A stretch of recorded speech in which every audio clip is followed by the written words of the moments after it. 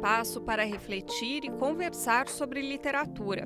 Desde 2003, a Festa Literária Internacional de Paraty coloca os livros no centro do debate e no meio da rua.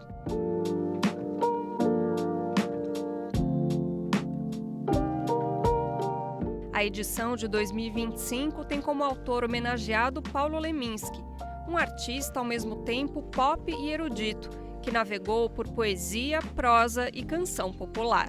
O destaque das mesas é a presença de autoras latino-americanas, como a mexicana Dália de la Cerda e a argentina Dolores Reis. O historiador israelense Ilan Pappé, que é um crítico ferrenho do sionismo, também participa da festa, assim como a ministra do Meio Ambiente e Mudança Climática, Marina Silva. Para falar sobre a programação e a importância do evento, o BDF Entrevista de hoje recebe a curadora da Flip 2025, Ana Lima Cecílio.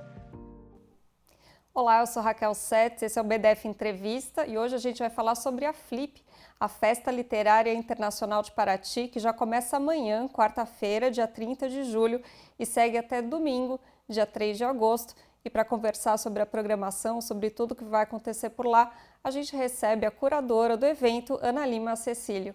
Oi, Ana, obrigada pela participação aqui no BDF Entrevista. Oi, eu que agradeço. Que bom falar da Flip por aqui também. Ana, a gente vai falar bastante sobre a programação, mas eu queria começar com um dado e uma provocação. Todo ano o Instituto Pro Livro lança um levantamento chamado Retratos da Leitura no Brasil. E o de 2025, pela primeira vez, desde 2007, que quando essa pesquisa começou a ser feita, o Brasil tem mais não leitores do que leitores. 53% da população é não leitora e 47% é leitora.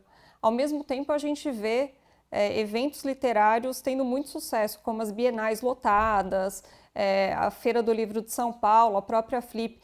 É uma contradição? É uma contradição aparente? O que está acontecendo? Essa é a pergunta de $1 milhão, né? É uma pergunta difícil para a gente que trabalha com livro entender o que está acontecendo, onde que a gente está errando e, ao mesmo tempo, analisar esses momentos de imenso sucesso dos eventos literários. A Flip desse ano, acho que é um recorde de casas parceiras, recorde de transmissão online, assim, realmente a Bienal foi uma coisa muito espantosa. Eu não sei muito bem o que é, mas eu acho que isso deu dados muito importantes para a gente pensar em como a gente fez a Flip, tanto no ano passado como nesse, assim, que eram sinais de alerta que já estavam ligados a essa diminuição da leitura. Eu acho que tem um fenômeno que é um fenômeno mundial, que é dividir a atenção, né? A nossa atenção de leitor está muito dividida com as redes e com as redes sociais e o tempo de tela, que acho que é um avassalador, né? É uma coisa que a modernidade impôs e que dificilmente a gente consegue escapar disso. Mas eu acho também que tem um momento em que os eventos literários, as editoras, os autores, as pessoas que trabalham com literatura, elas precisam estar muito atentas para entender como que a gente pode fazer essa sedução dos leitores, como a gente pode trazer mais gente para o mundo dos livros e da leitura, e como a gente pode reter, né? Quando você vê essa pesquisa do Instituto do Livro, por exemplo, tem um dado que é muito crucial para mim, que é assim, que as pessoas em idade escolar, todas são leitoras. E a definição de leitor é muito é uma coisa muito absurda, assim, é quem leu um livro ou parte de um livro nos últimos 3 meses. Então não é nenhuma leitura assídua, assim, né? É um referencial bem maleável, digamos. Então, assim, as pessoas em idade escolar, elas se mantêm leitoras, porque tem leitura obrigatória, porque presta vestibular, porque faz prova, porque tem que estudar. E depois que as pessoas saem da escola, isso cai drasticamente quando vai para o mundo do trabalho e tudo mais. Então, eu acho que quem trabalha com literatura, com livro no Brasil, tem uma missão que a gente não pode ignorar. Então, quando a gente faz uma festa como a Bienal e como a Flip, a gente não pode fazer uma festa para os nossos pares, né? Para quem já é leitor. Acho que a gente sempre tem que estender a mão e acho que isso é uma coisa que está muito no nosso horizonte. A Flip, tudo isso para dizer que assim a gente pensou, por exemplo, o homenageado desse ano, o Paulo Leminski, ele é um poeta, como disse na apresentação ali, erudito e pop. Então ele é um cara que estudou muito, que traduzia várias línguas, que era um super conhecedor de todas as normas da poesia. Mas ele teve uma sacada uma hora de que a poesia tinha que ser pop. Ela tinha que agregar todos os elementos que podiam ser atraentes.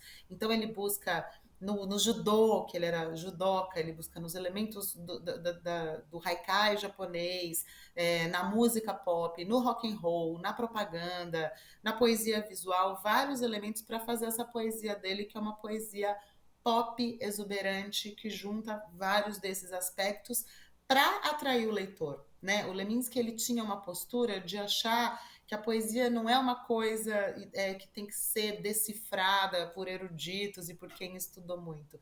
A poesia tem que saltar na cara das pessoas, tem que estar pichada no muro, nas canções populares, escrita na camiseta. Ele falava muito isso, e um poeta que nunca encostou num computador, ele nunca teve ideia do que era rede social, mas ele tinha esse sentido do pop muito forte.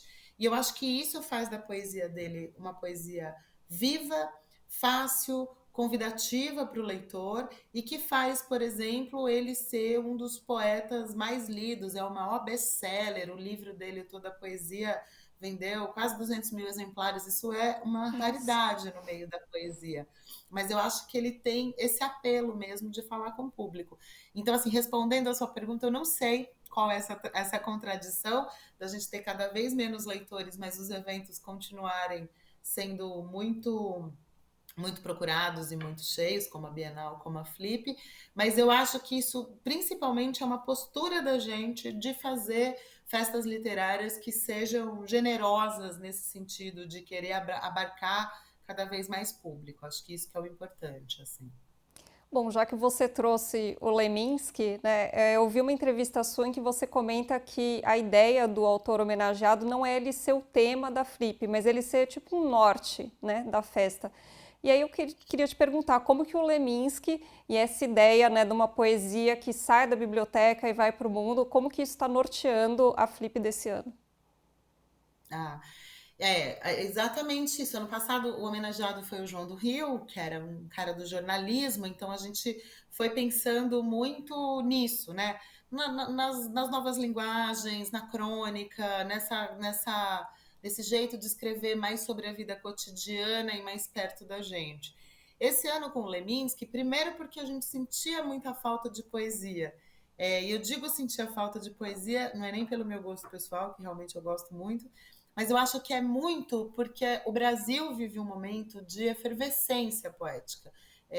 Com a facilidade de autopublicação, dos poetas fazerem seus próprios livrinhos, assim, a gente tem poeta de tudo quanto é tipo no Brasil. A gente tem poeta que escreve soneto, tem poeta de verso livre, tem poeta social, tem poeta de amor. E eu acho que a gente conseguiu juntar uma amostra muito bonita e muito viva de várias gerações, de várias idades, nessa flip.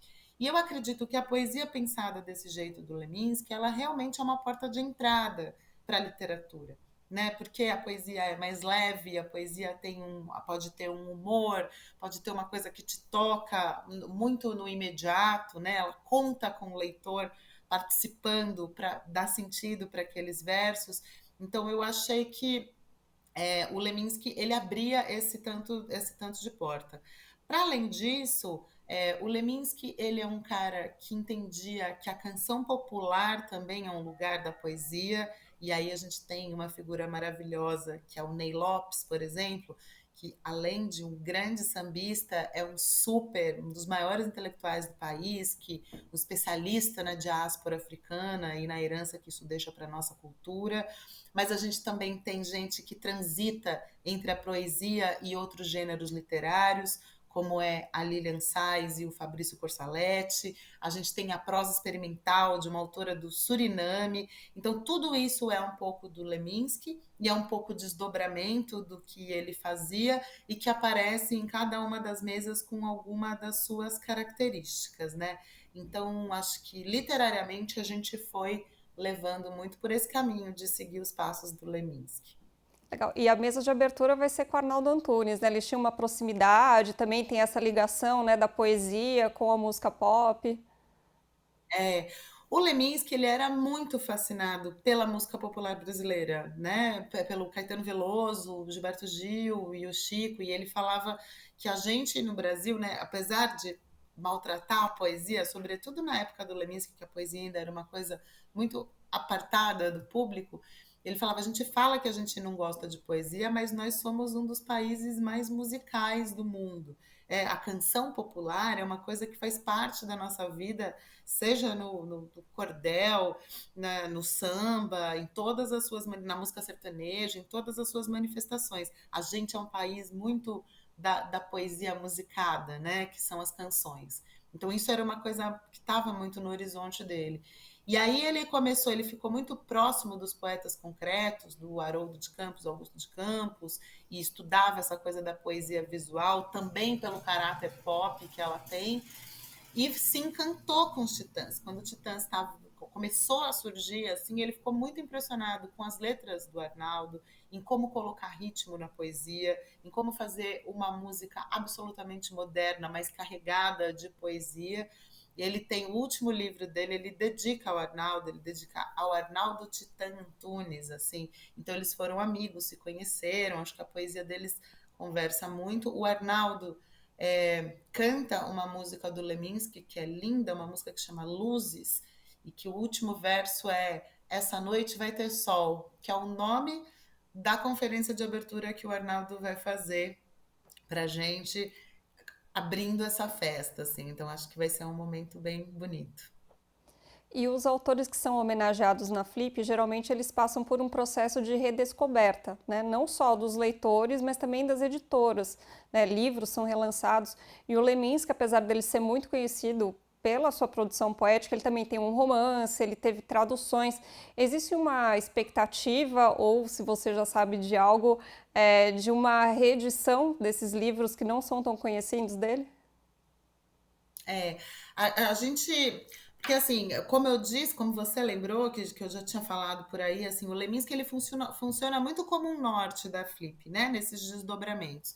Mas a gente faz um momento que é muito importante para a Flip, a gente faz um mês antes, que teve em São Paulo, no comecinho de julho, a gente faz um ciclo do autor homenageado, que é uma coisa que a gente faz em parceria com o Sesc. E aí é super interessante porque a gente chama vários estudiosos da obra do homenageado que fazem essa atualização crítica da obra dele para falarem especificamente do Leminski.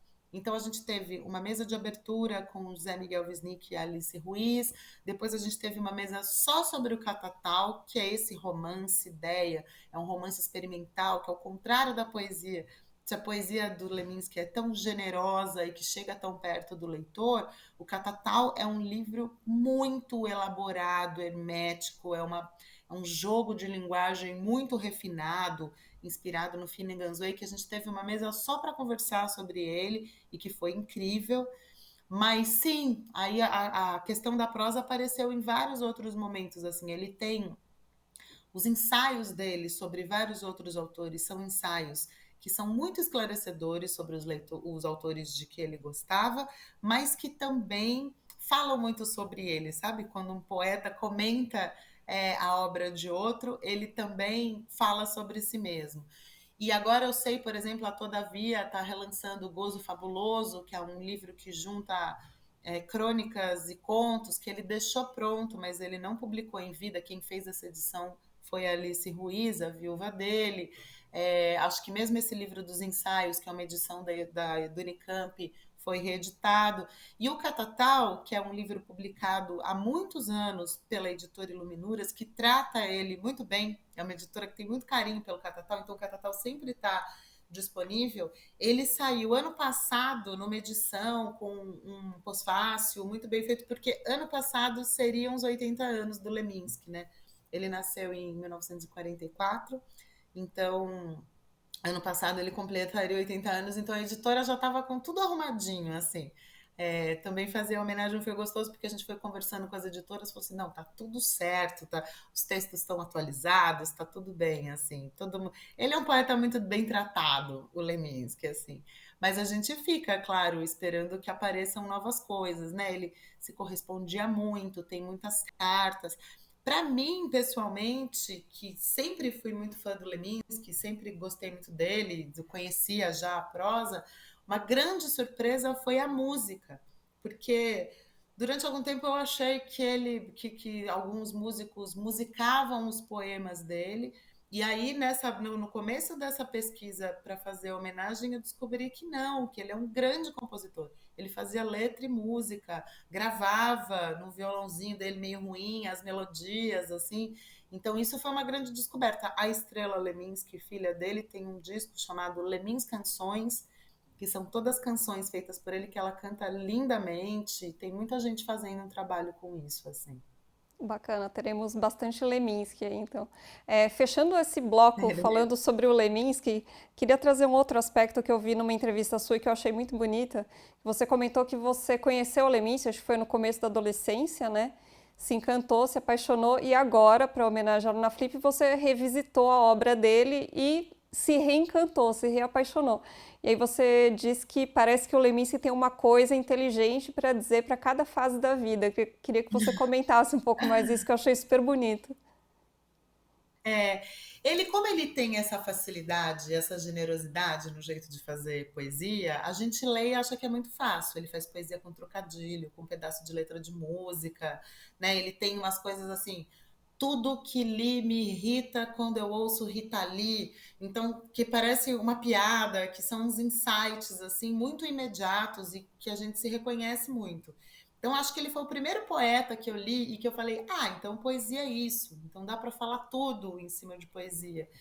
E aí, através dele, eu fui procurando outros poetas. Eu fui ler Bandeira, Drummond e tal. E eu fiquei um pouco na cabeça com isso, assim, que o Leminski era meu primeiro poeta, minha porta de entrada na literatura. Depois que a gente fechou de fazer a homenagem, eu comecei a ler mais sobre ele, peguei lá meus livros velhinhos, que estavam todos marcados, que eram livros que eu amava na adolescência. E aí você lê poemas, às vezes, que você sabia de cor, só que eles estão falando outras coisas para mim. E aí isso é o gênio, né? O gênio, assim, é um cara como Leminski, que estudou latim, que traduzia do japonês, do latim, do grego, do alemão, do inglês, que conhecia profundamente as estruturas poéticas, os recursos poéticos, mas que fazia um poeminha sobre a Rita Lee e que te dá um estalo. Agora, aquilo não é por acaso, aquilo é muito estudo também, né? Então, o primeiro livro de poema do Leminski, né, que é depois do Catatal, chamado Caprichos e Relaxos, eu acho que ele fala muito sobre essa dinâmica do Leminski, porque ele é capricho, que ele vem de um estudo, de uma articulação, de um jeito de pensar a poesia com muita propriedade, mas ele é relaxo também, não relaxo no sentido de descuido, mas no sentido de descanso, né? Então, ele ensina que a poesia é isso, ela é muita técnica, muito estudo, muita erudição para você conseguir fazer aquela brincadeira que pode ser engraçada, pode fazer você entender uma coisa que você não tinha pensado antes, assim. E aí é uma delícia, porque quando a gente lê, depois de ter lido um monte de filosofia, um monte de coisa e ter passado por várias outras coisas na vida, aquele poeta continua te dizendo coisas, né? O Italo Calvino tem uma frase de que eu gosto muito, assim, que ele fala que daquele livro do Italo Calvino que chama Por que Ler os Clássicos, ele fala: clássico é o livro que nunca parou de dizer o que ele tinha que dizer. Então, nesse sentido, eu acho que o Leminski é muito um clássico também, assim, né? Porque ele disse para mim um monte de coisa importante quando eu tinha 15 anos e agora, aos 47, ele continua me dizendo coisas, assim. E é uma delícia você se reencontrar com um poeta querido, parece que você está encontrando um amigo, né? Assim, que tinha te falado coisas e vocês dois estão mais maduros agora, assim. Então é muito divertido e uma coisa que a poesia do Leminski me deu, assim, e que está sendo muito feliz montar essa flip pensando nele por tudo isso, assim. Bom, fechando agora nosso momento Leminski, queria falar mais de outros elementos aí da programação. E eu vi que vão ter, acho que são 4 escritoras latino-americanas, né? Eu sou muito fã, assim, dessa nova literatura latino-americana feita por mulheres que escrevem sobretudo horror, né? Queria que você comentasse um pouquinho o que você acha desse movimento e qual que é a importância dele para a Flip e para a literatura atual. Raquel, são 5. São 5 autoras. Tem 2 mesas que são exclusivas, que é a Dalia de la Cerda, que é uma mexicana, a Dolores Reis, que é uma argentina, a Maria Negroni, que é uma argentina, a Cristina Rivera Garça, que é uma mexicana, e uma chilena, que é a Lia Trabuco Zeran. E são 5 autoras muito diferentes entre si, mas sim, elas são o maior subgrupo da Flip, assim, se você pensar, né? Europeus, anglófonos, né? As coisas assim. O maior subgrupo são dessas autoras latino-americanas. Para pensar a programação da Flip, eu fui editora a vida inteira, mas os últimos 3 anos antes de ser curadora, eu trabalhei numa livraria. E a livraria me ensinou um monte de coisa, né? Ensinou que quando você entra numa livraria, o que você vê ali, que é um reflexo do mercado editorial, mas é um reflexo também do que as pessoas querem ler, do que elas estão buscando e de que tipo de livro tem conversado com elas de um jeito interessante. Eu acho que a gente passou décadas, para não dizer séculos, muito grudado no que vinha sobretudo da Europa e dos Estados Unidos, sobretudo na literatura anglófona, né? A gente lia muito Inglaterra e Estados Unidos e isso era um reflexo do mundo inteiro. Então, gerações como a minha, por exemplo, eu que sou uma mulher latino-americana, eu fui formada por um imaginário literário que vem de homens brancos anglófonos, né? E aí tem claro que as mulheres latino-americanas sempre escreveram, mas eu acho que não tinha muito interesse de circular isso e da gente conversar sobre isso. Então, acho que de alguns anos para cá, 5 anos para cá, com muita evidência, talvez 10 com menos, mas aí que isso foi se adensando, a gente descobriu que a gente tem aqui na América Latina um celeiro maravilhoso de conversas. Né? Então, por exemplo, a Lia Trabuco Zeran, que é essa autora chilena que está numa mesa com uma brasileira, com a Lília Guerra, a Lia ela tem um livro chamado Limpa, que é um livro sobre uma relação de uma menina de origem indígena pobre, né, dos indígenas do Chile, os Mapuche, pobre, que vai trabalhar na casa de uma família de classe média alta, e é uma relação da empregada dentro da casa, que é uma relação totalmente espelhada no que a gente vive no Brasil e que a Lília Guerra trata no livro dela. Então tem uma coisa muito boa da gente se identificar como latino-americano. Né? A outra mesa da Dolores Reis e da Dalia de la Cerda, por exemplo, são 2 escritoras jovens latino-americanas, cada uma no México, outra na Argentina, que falam sobre a vida das mulheres na periferia, que falam sobre o feminicídio, que tem dados absolutamente assustadores, bom, tanto no México como na Argentina, como no Brasil, como a gente viu numa pesquisa, acho que da semana passada.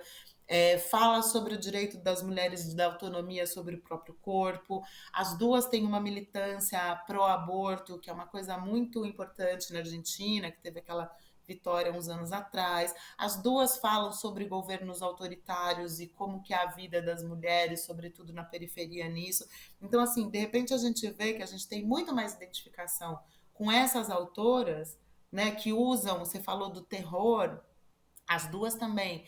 O terror que elas buscam é um terror que vem de uma mistura do folclore local, da cultura local da Argentina, do México, do Chile, reformuladas a partir de questões muito prementes da vida contemporânea, que é globalizada. Né? Então, elas misturam internet e os cartéis de droga com uma lenda que a avó vem tomar conta. Enfim, tudo isso diz muito respeito para a gente também, como brasileiras, que também vivemos um pouco nessa... A gente tem um pouco de cultura popular misturado com a globalização, de um jeito que conversa muito com a gente. Eu acho que um pouco o imenso sucesso que essa geração de autoras latino-americanas faz hoje em dia entre nós brasileiros, vem muito disso, da gente entender o poder da representatividade e dessa e dessa irmandade cultural que a gente tem na América Latina, porque o Brasil a gente esquece às vezes, mas é a América Latina, né? Assim,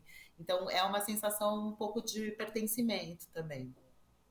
Queria também comentar a presença do Ilan Pappé, como a gente mostrou ali no início, ele é um historiador israelense que é um crítico ferrenho do Estado de Israel, e trazer o Ilan Pappé, essa pessoa que tem esse posicionamento nesse momento para a Flip, é um posicionamento político da festa? Eu não sei se é um posicionamento político da festa, mas é um posicionamento político da curadoria, sabe? Eu acho que para mim, assim, eu sempre fiquei muito horrorizada com o que está acontecendo lá, né? Porque é distante, mas ao mesmo tempo faz parte também. Acho que a gente se identifica, todo mundo tem um pouco de família árabe, tem amigo judeu. A gente no Brasil recebe os ecos disso na imensa caixa preta, que é como isso costuma ser tratado pela mídia tradicional. Acho que tem uma dificuldade de entender. Então, acho que antes de estourar a guerra, eu comecei a prestar atenção, saber que os conflitos estavam se acirrando, e tem a questão do Hamas, e quem que é terrorista, e o Estado de Israel, e o tratamento da Palestina, e aquela loucura que é a faixa de Gaza, que, como diz o título do livro mais recente do Papé, lançado aqui no Brasil, da editora Elefante, é a maior prisão do mundo, né? Ele vai contando como que construir Gaza daquele jeito e confinar as pessoas daquele jeito é a crônica da morte anunciada. É claro que aquilo é uma panela de pressão. E quando a gente fica curioso, acho que eu tenho curiosidade pela guerra da Ucrânia, por todas as coisas que estão acontecendo no mundo, assim, mas eu comecei a procurar quem podia, quem que era uma autoridade para falar sobre isso. E eu cheguei no Ilan Pappé, que é essa figura que é muito interessante, que é um israelense, filho de judeus, que sobreviventes de Auschwitz ou de Burkal, não sei qual campo, mas os pais dele foram fundadores de Israel, fizeram esse primeiro movimento. Então, para mim, me interessa muito ouvir a voz de um cara desse que está crítico ao Estado de Israel. E ele fala a gente fala, ele tem uma visão radical. Ele não tem uma visão radical, ele tem uma visão muito sensata de um cara que estudou muito, estuda os séculos de inimizade e estuda, sobretudo, Raquel, que é uma coisa que eu acho muito interessante, ele não é simplesmente uma guerra cultural, é uma guerra econômica, uma guerra política, tem um monte de interesse envolvido. E isso, assim, o Ilan é um cara que eu queria ter trazido desde o ano passado, porque a guerra estava começando no ano passado. Eu não podia imaginar que a gente ia estar vivendo essa situação de Gaza agora, que é infinitamente pior. Eu não sei você, mas eu vejo imagens de criança assassinadas, bombardeadas, sem pedaço, jornalista passando fome, criança subnutrida. Aquilo, assim, eu acho que a gente, no mundo, não é possível que aquilo esteja acontecendo e que a gente não consiga tomar uma posição e falar quem está lá dentro ou falando sobre isso, né? E foi curioso, porque ano passado a gente teve um autor maravilhoso no programa principal, chamado Atef Abu Saif, que é um palestino, que foi ministro da Cultura, um escritor de romances palestino. Ele chegou a ser ministro da Cultura do Estado palestino e teve que sair de lá, a casa dele foi bombardeada. Ele escreve um diário da guerra que é muito contundente, contando tudo o que aconteceu. A fala dele foi super emocionante aqui. E não fez o barulho que o Ilan está fazendo. Então, eu não sei muito bem porquê, parece que as pessoas dão mais ouvido para ele justamente por ele ser israelense, mas eu acho bom, assim, eu não acho que ele seja controverso no sentido dele ser radical, porque ele fala as coisas com muito embasamento. E acho que o mínimo que a gente aqui de longe tem que fazer, como humanidade, é ouvir o que essas pessoas estão passando, é tentar entender as razões disso e sim tomar partido. Então, isso foi uma escolha minha, assim, como curadora, que eu achei que era um passo que o mundo dos livros ele deve ser político, ele deve servir para a gente entender o mundo, né? Então acho que trazer o Ilan Pappé foi um bom passo para isso. Assim. Eu tenho muita expectativa nessa mesa. Acho que vai ser uma mesa bem transformadora, assim. Tomara que a gente consiga ouvi-lo com calma para ver o que ele tem a falar, a dizer, assim. Sim, porque o Ilan é uma pessoa que vai para as raízes, né? Ele não pega só aquilo que está na superfície, que é o ataque ali, ele vai para o, né, como que nasceu o Estado de Israel, a ideologia que está por trás daquilo, né? Tem uma outra mesa Exatamente. também que está chamando a atenção, que é com a ministra, Marina Silva. Não sei, mas eu acho que ela não tem livros, né, escritos. Como que Ela foi tem uma o... biografia. Não, ela tem uma biografia sobre ela e ela tem alguns artigos publicados em alguns livros sobre preservação da Amazônia e sobre a luta pela floresta em pé. Mas a Marina, a Flip tem um pouco esse espaço. A Marina é uma grande pensadora sobre a Amazônia, né? Ela é uma pessoa que desde criança está muito inserida nesse contexto. Ela recebeu inúmeros prêmios internacionais. Tem um que foi o mais recente, eu acho que é as, as 10, ela está entre as 10 pessoas capazes de mudar o mundo, justamente por ter uma visão ampla, sociológica, política e cultural da Amazônia e do que é a Amazônia e de tudo que a gente está fazendo de errado, basicamente, né? Então, a Marina, eu acho que ela tem muito a dizer, não só sobre a experiência pessoal dela, mas ela é uma grande estudiosa da questão. E aí a gente ficou pensando nesse ano de COP30, quem poderia fazer para ter a fala mais ampla possível para a gente conseguir contemplar esse assunto na Flip. E eu já tinha pensado na Marina, claro, que é das maiores autoridades do Brasil sobre isso. E foi quando eu vi aquela cena deplorável da comissão de investigação do Senado, em que ela foi totalmente atacada pelos senadores que só queriam defender os interesses das mineradoras e da exploração irracional da floresta, assim. Aquela imagem da Marina, aquela mulher que militou a vida inteira em nome disso, e os senadores falando assim, quem é a senhora? Ponha-se no seu lugar. Aquilo me deu um mal-estar muito grande, e aí eu lembro que eu cheguei para o pessoal da Flip falando, gente, a gente tem que trazer a Marina, no lugar dela é também estar numa festa literária para também falar dessa luta, que é uma luta que tem que ser de todos nós, assim. E foi super bem recebido, a gente está muito feliz com a presença dela, acho que vai ser emocionante, acho que vai ser histórico, porque a Marina é uma personalidade histórica, né? Então a gente tem esses momentos de contemplar essas pessoas, é uma espécie de uma homenagem para ela também, mas também de ouvir, porque a Marina ela consegue falar da necessidade absolutamente premente de preservação da floresta, mas sem dar uma sensação de que eu particularmente o que me causa muita ansiedade, que é a tal da ansiedade climática, né? Que a gente fica sempre eu fico muito angustiada ouvindo falar disso, e a Marina ela ainda tem uma racionalidade calma, assim, eu acho que vai ser muito bom ouvi-la aqui também. Bacana. E além desses, quais outros mesas e, enfim, coisas que vão acontecer na Flip, que mais que você destaca? Nossa, aí eu sou suspeita, porque eu tô igual mãe, que não posso dizer qual que é meu filho preferido. Mas eu destaco muito a Rosa Monteiro, que é uma autora espanhola que veio a Flip há 21 anos, né? Essa é a 23ª Flip, a Rosa veio há 21 anos. E quando ela veio, ela veio para lançar o primeiro livro dela em português, que era o A Louca da Casa. Ninguém sabia muito bem quem era uma autora espanhola mais ou menos desconhecida. E aí, a partir desse livro, ela foi ganhando os leitores, ela é uma autora absolutamente genial, que tem um pouco a ver com Leminski também, nisso de mesclar gêneros. Ela começa falando da vida pessoal, depois ela faz uma ficção, depois ela vai contar a vida dos escritores, e ela fala sobre feminismo e criação literária e o poder da literatura de um jeito muito divertido e muito gostoso de ler. Parece uma amiga com quem você conversa.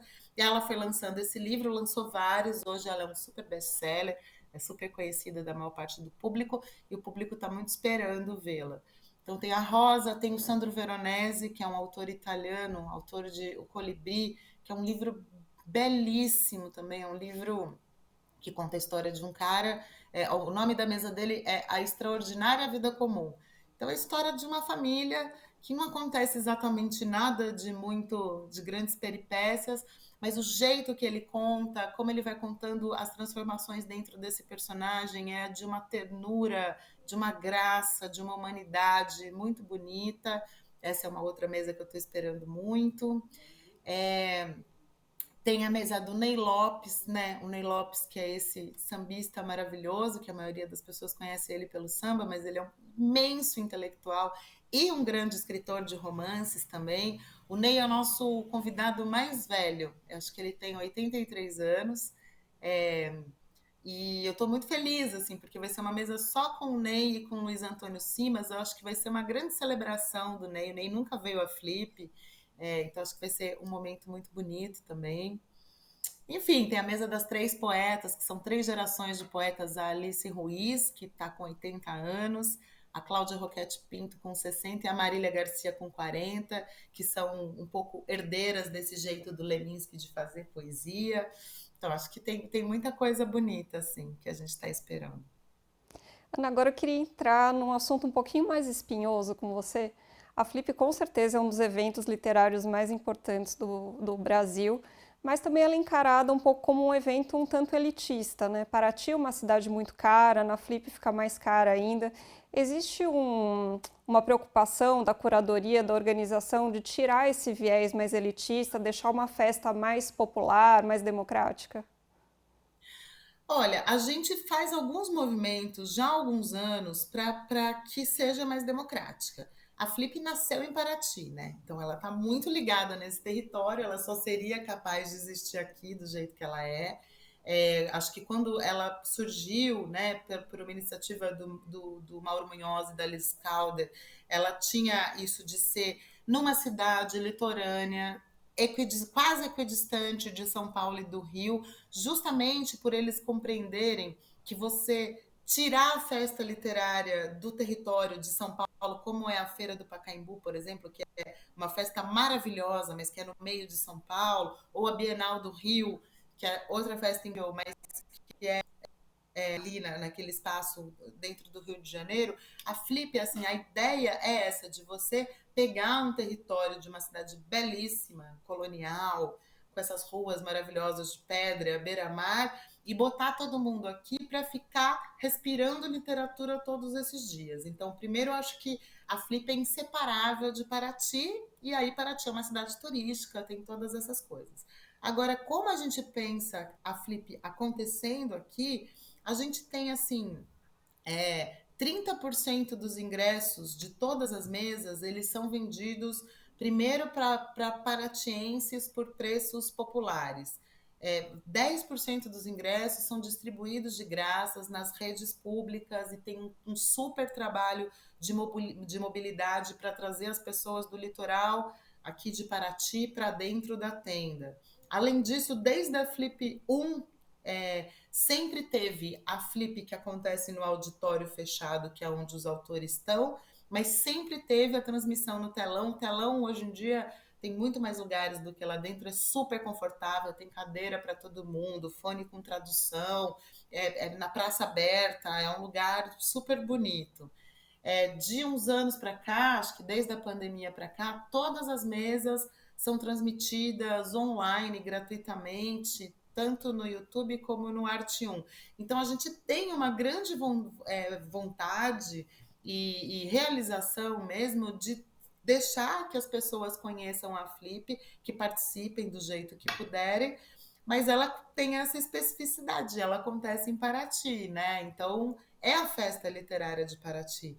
E eu acho que a gente está conseguindo cada vez mais fazer com que a comunidade paratiense abrace a Flip também, né? Porque além do programa principal, que é do núcleo artístico da Flip, a gente tem o núcleo educativo, que é a Flipinha, que acontece o ano inteiro aqui, com oficina para os professores, formação de leitor, formação de educação, enfim, tem um monte de ação na cidade, as casas flipeiras, a distribuição dos livros, né, a formação de um público leitor de Paraty, que a gente hoje já colhe frutos. Então, hoje, na equipe da Flip, a equipe permanente, que trabalha o ano inteiro, que trabalha com parcerias e com as leis, a gente tem pessoas que conheceram a Flip na Flipinha, criancinhas aqui de Paraty, e que foram a cada ano e que acabaram indo estudar coisas e que voltaram para Paraty para trabalhar na Flip também, assim. Então, Tem um esforço da gente bastante cotidiano disso, assim, que dura o ano inteiro, que não aparece exatamente nos dias de festa,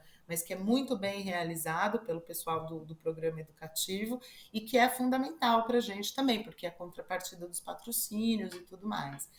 Mas eu acho sobretudo isso, assim, sempre deixar todo o programa da Flip, a mesa do Ilan Pape, da Marina Silva, da Rosa Monteiro, vai ficar tudo aberto no YouTube para quem quiser ver, esteja em Paraty ou não, tá sempre disponível, assim, é uma entrega que a gente faz para o público do Brasil inteiro, né? Cada um de um jeito. No ano passado, as editoras independentes, elas reclamaram que o espaço que foi concedido para elas na Flip era distante do restante da feira, então isso teria diminuído as vendas. Também reclamaram de uma taxa que seria muito alta, que elas tinham que pagar. Nesse ano, teve alguma mudança para deixar as editoras independentes mais visíveis? Como que está essa questão esse ano? Teve. A Flip, ela também funciona muito como teste, né? Uhum. Assim, ela em 23 anos, ela vai mudando a cada tanto. Essa tentativa esse espaço chama Praça do Areal e que fica do outro lado do rio, onde já foi a tenda em outros anos. É que esse ano a tenda tá para dentro e tá lá, mas é um espaço onde as pessoas circulam o tempo todo, onde é até mais fácil de chegar, onde desembarcam os barcos e os ônibus que a gente contrata via mobilidade para trazer as pessoas da região para cá. Então é um lugar muito frequentado. Aí a gente começou a fazer pequenos ajustes, assim, o palco que ficava no começo, então a pessoa quando entrava nesse espaço do Areal, o palco era logo no começo, e às vezes ela não andava até o fundo para ver as editoras que estavam lá. Agora a gente botou o palco lá no fundo. Então, para as pessoas verem as atividades, elas vão ter que circular por todas as banquinhas. A sinalização vai melhorando a cada ano. Esse ano o mapa ficou pronto, contendo toda essa programação que acontece paralelamente. Isso são pequenos ajustes que a gente vai fazendo. Vários dos palcos são subsidiados pela Flip, para as editoras independentes e para os autores que não têm editora também. Então, tem também a exposição dos produtores locais, né? Da agricultura local e de produtor de mel, de doce da região. Então, a gente vai tentando abarcar. Às vezes a gente tenta uma coisa que não funciona tão bem, no ano que vem a gente vai de novo, assim, isso eu acho muito bonito da Flip, porque é sempre a mesma coisa, aquela cara de que a gente gosta. Eu, quando eu vejo o auditório, eu sempre fico emocionada, a tenda do telão, o auditório do telão, né, que é o aberto na praça, mas sempre tem um ajuste fino para fazer de uma para outra. Esse ano eu acho que essa programação das independentes ela está muito mais substancial e está muito melhor distribuído. Eu acho que o pessoal vai ficar mais feliz dessa vez também. Bacana. Para a gente finalizar, Ana, a Flip já está na 23ª edição, né? Essa vai ser a 23ª. E quais são os desafios para essa festa se manter relevante a cada ano? Eu acho que está muito atento ao público, né? Um pouco disso que eu te falei, assim, dessa experiência da livraria, da gente entender o que as pessoas estão querendo ler e para onde elas querem ir, mas, sobretudo, um trabalho do educativo, de formação de novos leitores, de ter essa visão, que eu acho que é fundamental, que é uma visão de generosidade com o leitor, né? De sempre conseguir um equilíbrio entre autores que são incrivelmente que trazem pensamentos novos e que são profundos, mas que a gente precisa olhar também para o que é mais popular e olhar para as faixas etárias e falar, não, a gente quer agradar os mais velhos e os mais novos. Acho que essa lição de diversidade para conseguir entender o que é tudo isso junto é fundamental para pensar uma Flip que se mantenha interessante e atual, assim, acho que esse é o desafio, é sempre manter o público ligado e com vontade de continuar com a gente, assim.